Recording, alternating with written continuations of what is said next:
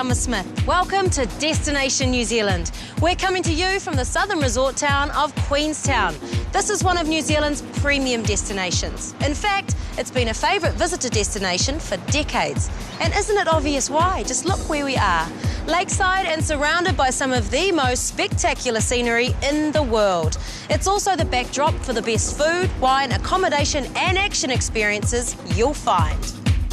So, coming up, we introduce you to Queenstown's scenic splendour from the superior vantage of a chopper and a mountaintop picnic. We venture into the incredible Mount Aspiring National Park using the river as our guide.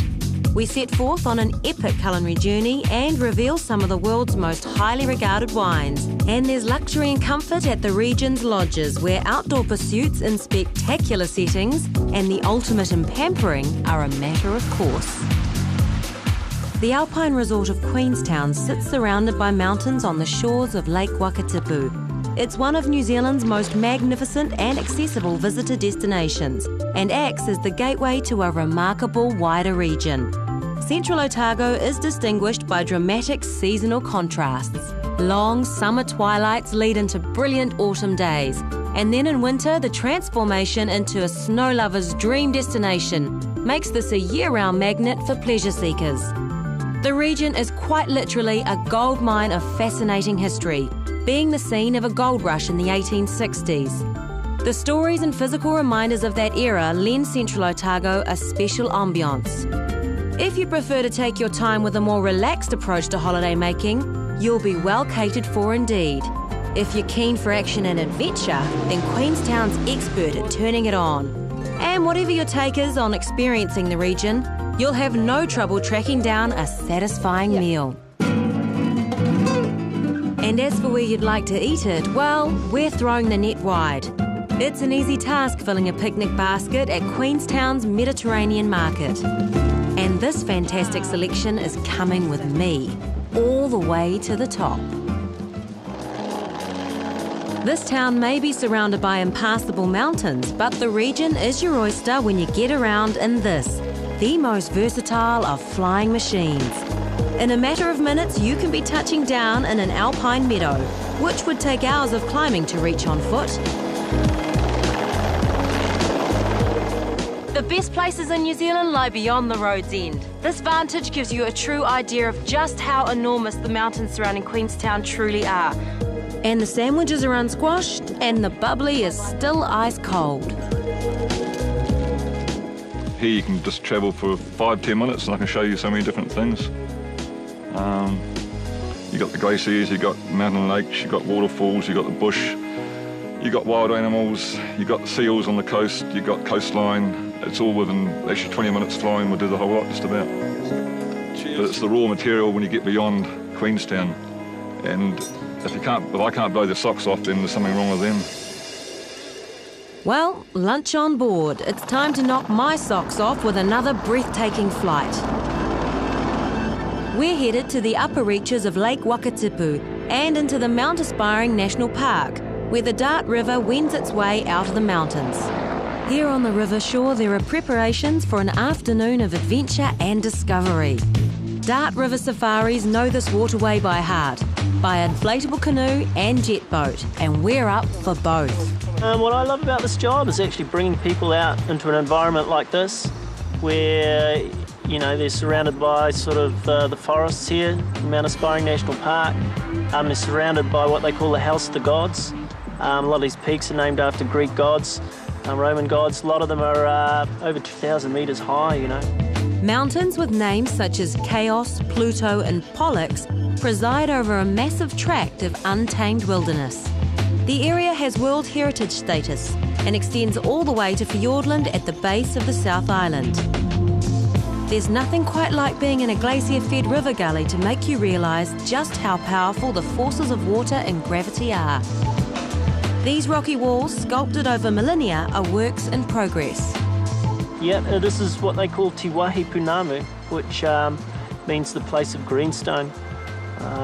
In the old days, the Māori people would come from the North Island and they would come down the west coast looking for greenstone in the rivers there.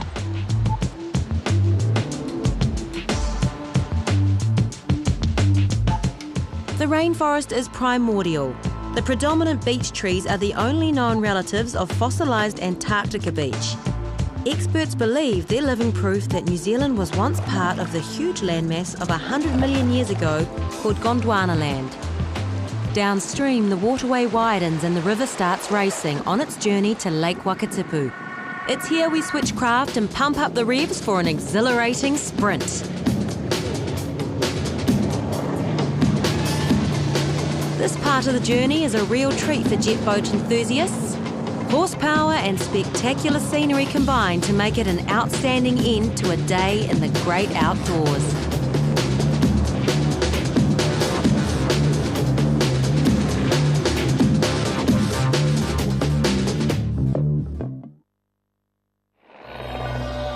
If you want to put yourself right in amongst Queenstown's vast wilderness as an accommodation option, then the answer lies at the head of Lake Wakatipu.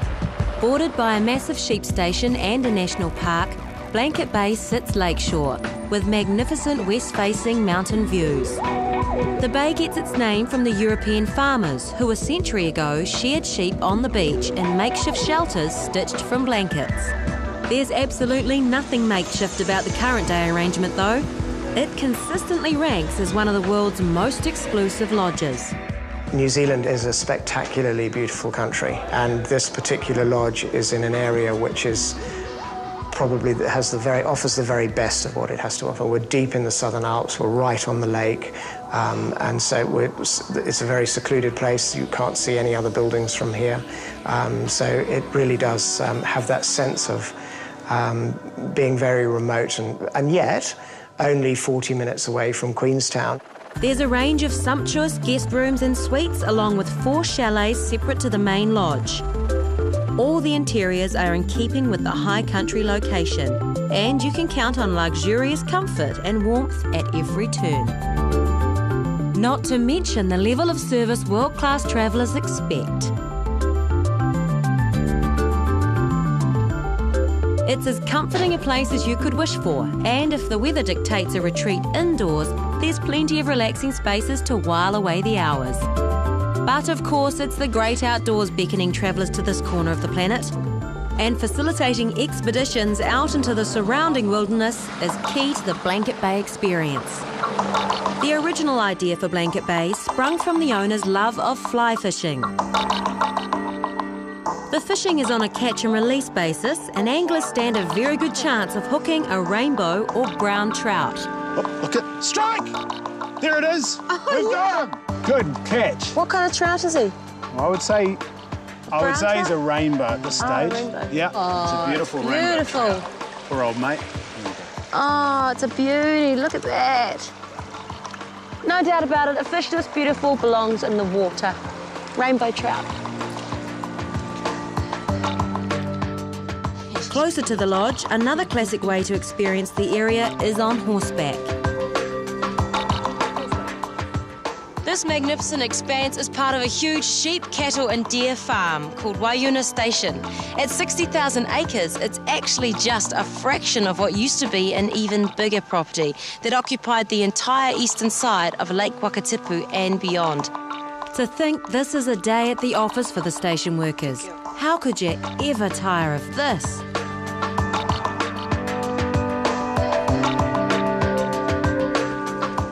Tired and hungry you may be at the end of an active day, and the lodge is the ultimate welcome retreat. 2 of Blanket Bay's chefs have been awarded the Chef of the Nation in previous years, making dining an integral part of your stay. It has been an amazing day here at Blanket Bay. Now it's time to relax and unwind with some great local food and wine, and of course, the stunning scenery to top it all off.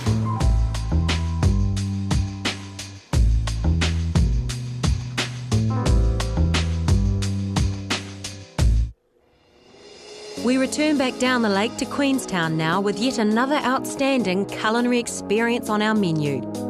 I'm heading to Wai Waterfront Restaurant to indulge in their special degustation menu, which means a lot of food over a long period of time.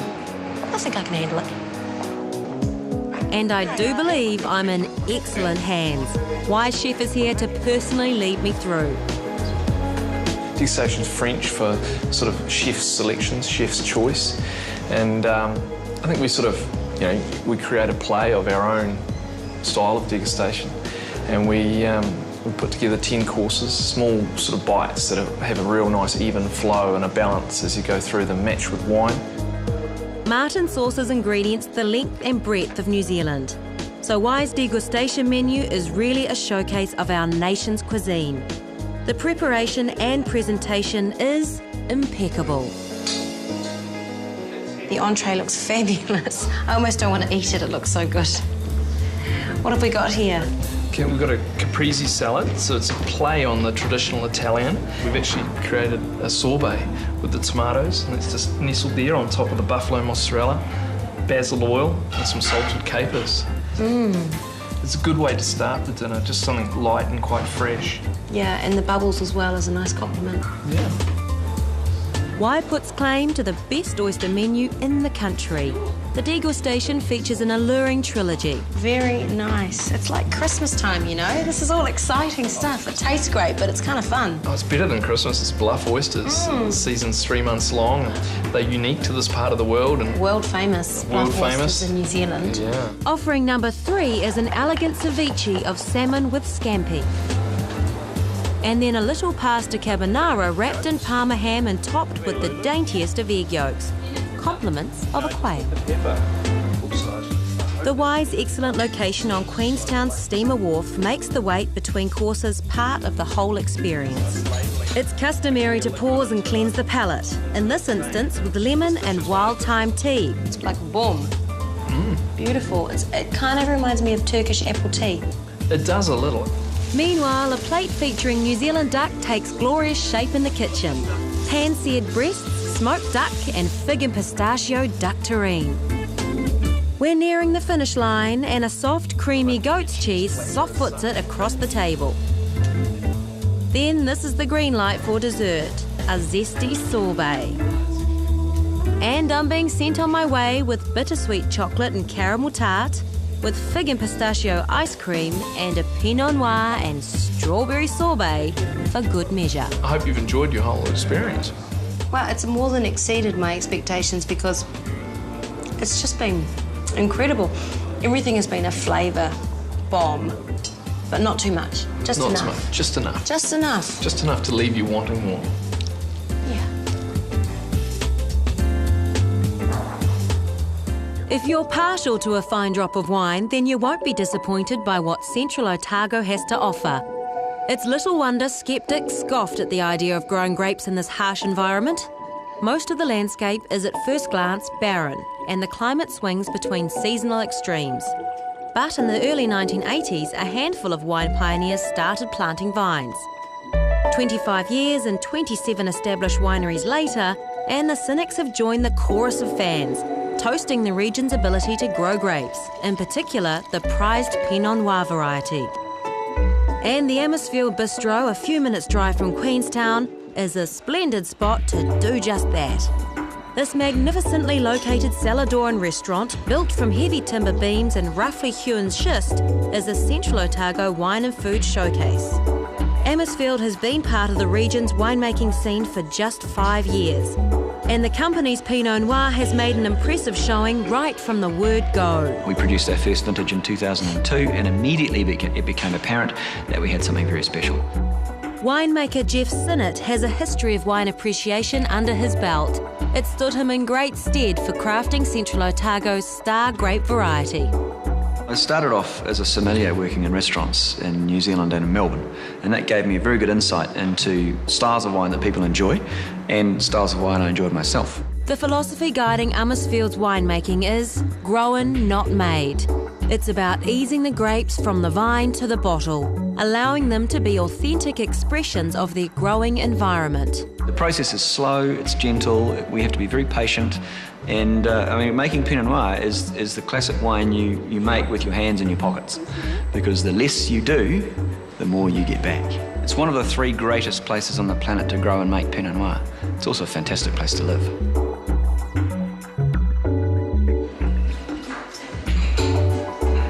Alrighty, Fleur, what are we about to try? We're about to try Amersfield's signature wine, which is a Central Otago Pinot Noir. This is 2005, which is our current vintage. We're just about to release the 2006. Collaboration between winemaker and chef is key at Amersfield Bistro. Dishes are composed so as not to overpower the wines. So you can expect a fairly modest menu, it changes daily, and the food is simple, fresh, and for the most part organic and locally sourced. I can definitely appreciate the Amersfield philosophy now. The food matches perfectly with the wine. Just sensational.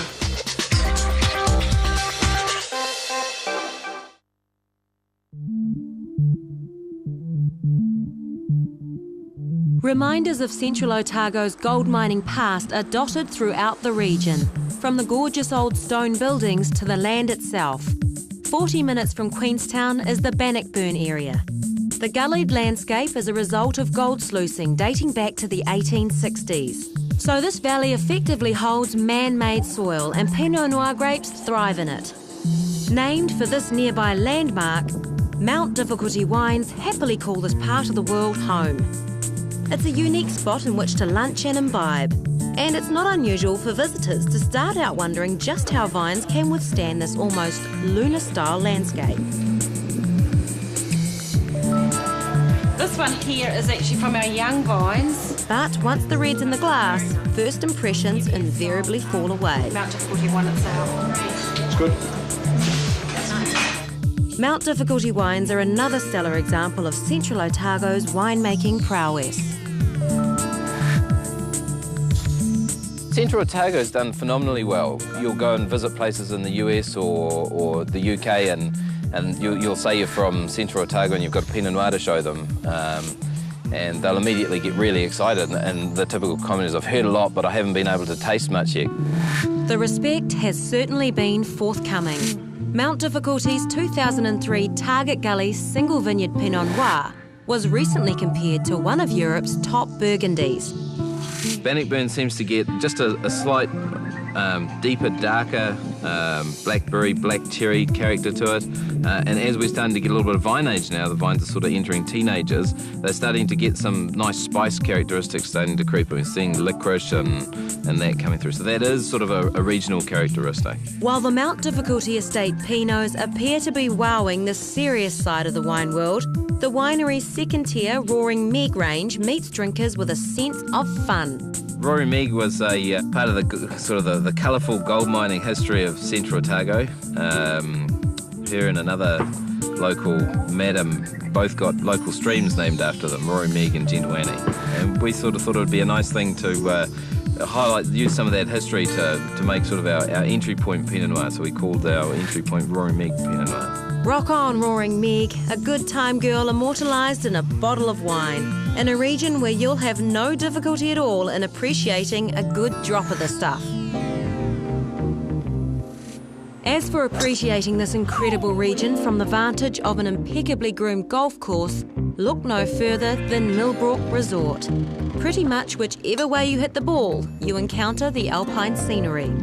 Ranking as one of the most spectacular courses in the country, Millbrook is ideal for the vacationing golfer and non-golfers too. The resort features different styles of top-class accommodation, from luxurious village inn rooms to cottages, suites and villas, all with superb views and access to the golf course. Millbrook is an extremely beautiful property. Its landscape alone captures people when they drive through our front entrance. We're set on 500 acres and we have a diverse range of accommodation. Most of our international and national travellers actually come from cities, so you come to an environment like Millbrook and you're surrounded by beautiful landscape, open spaces, lots of recreation, or they can go downtown and have a beautiful dinner and then carry on to all the wonderful adventure activities that Queenstown has to offer. All this, along with Millbrook's dining experience and luxury spa, have earned the resort top rankings in global accommodation listings. I've requested the works, but with all the choppering, kayaking and horseback riding, I kind of feel like I need it. Good excuse, hey? I get the feeling I'm going to enjoy every bit of this pampering session. The treatments here are billed as absolutely top-notch. and the attention to exquisite detail in the spa interiors will leave you in no doubt that you're in for a treat. You may call it an indulgence, but our spa therapist is quick to point out this isn't just on the surface stuff. It's totally therapeutic for body, mind and soul. I'm following the aroma stone treatment with the renowned Vichy massage. What we want to give to all our guests and visitors here to the spa is the escapism, the pure indulgence of being able to get away from the everyday, basically. From the minute they walk in the door, it's all about them and they need to feel special, and this is the perfect place to do it. What better way to complete your spa than with a healthy lunch at the Clubhouse restaurant, set right beside the golf course. Whilst this all might seem a little indulgent, someone's got to do it. You know, after such a lovely lunch in my reviving spa, I may indeed be up for a little round of golf in the crisp mountain air too. I've been inspired by this trip to Queenstown and its amazing surrounds, and you will too. It really pays to get off the beaten trail and experience this country in all its glory. And you can be assured of a good meal, comfy bed, and a whole lot of pampering at the end of a big day sightseeing. This region has it all. See you again as we continue our journey through Destination New Zealand. Ka kite anō.